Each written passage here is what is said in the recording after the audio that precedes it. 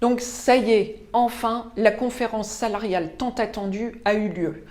On en est sorti avec des annonces qu'on peut qualifier de premier pas, une hausse de la valeur du point de 3,5%. On l'a dit, c'est une hausse assez inédite, ça fait 40 ans qu'on n'avait pas vu ça, mais on l'a rappelé aussi très clairement au ministre, on ne peut pas oublier qu'on est dans un contexte d'inflation totalement inédit lui aussi.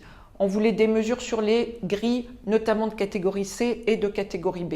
On a une mesure d'urgence sur la catégorie B qui va repasser enfin au-dessus du SMIC, un début de carrière raccourci. Malheureusement, sur le C, nous n'avons rien obtenu. Nous l'avons dit au ministre, il sera très difficile de laisser passer l'année 2023 sans rien.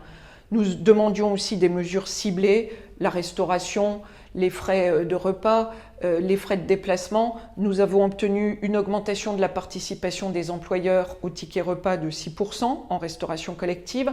Nous avons obtenu un assouplissement qui va permettre d'élargir le forfait mobilité durable et de le cumuler enfin avec les abonnements de transport collectif.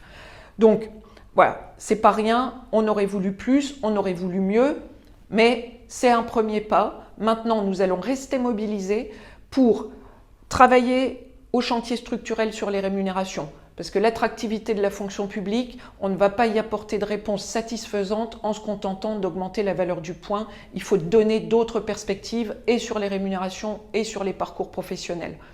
Et on va aussi rester mobilisés parce que nous avons demandé au ministre qu'on se revoie d'ici la fin de l'année. Et pour ça, on continue la campagne de signature de nos pétitions. Inutile de vous dire qu'elle nous a été plus qu'utile. On a pu montrer au ministre de la fonction publique et au gouvernement et à Bercy, qui tient quand même les cordons de la bourse assez serrés, que les agents attendaient vraiment des mesures significatives à la hauteur de ce que nous attendons comme reconnaissance du travail et de l'engagement professionnel des agents publics. Donc oui, c'est un premier pas, mais la CFDT, avec vous, reste mobilisée.